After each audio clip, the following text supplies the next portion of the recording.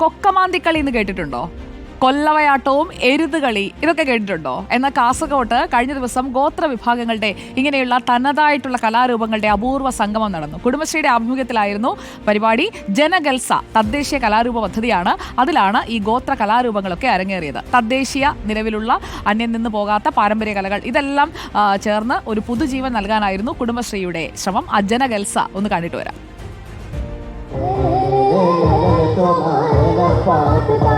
അപൂർവമായി മാത്രം കാണുന്ന കൊക്കമൊന്തിക്കളിയും ഗുഡിമനയും എരുതുകളിയും ജനങ്ങളിലേക്ക് എത്തിയപ്പോൾ നിറഞ്ഞ കയ്യടി. 100-ലേറെ കലാകാരന്മാരും കലാകാരികളും പങ്കെടുത്ത പരിപാടിയിൽ വിവിധ ഗോത്ര കലാരൂപങ്ങളാൽ വേദി നിറഞ്ഞാടി.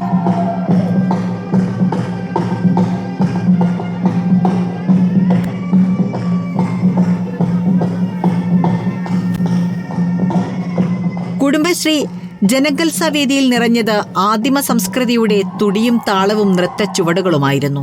വിവിധ തദ്ദേശീയ മേഖലകളിൽ നിന്നുള്ള ഗോത്രവിഭാഗങ്ങൾ അവതരിപ്പിച്ച തനത് കലാരൂപങ്ങളാണ് മികവാർന്ന അവതരണത്തിലൂടെ കാണികളുടെ മനം കവർന്നത്.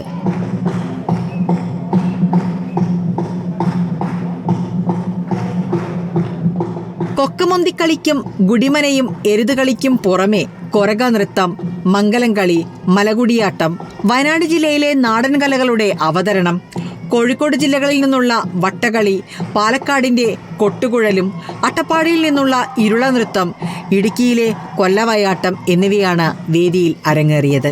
അന്യം നിന്നു പോകുന്ന ഇത്തരം കലാരൂപങ്ങളെ പുതിയ തലമുറയ്ക്ക് കൈമാറുക എന്ന ലക്ഷ്യത്തോടെയാണ് കുടുംബശ്രീ സംസ്ഥാന മിഷൻ ജനഗൽസ പദ്ധതിയിലൂടെ ലക്ഷ്യമിട്ടത്.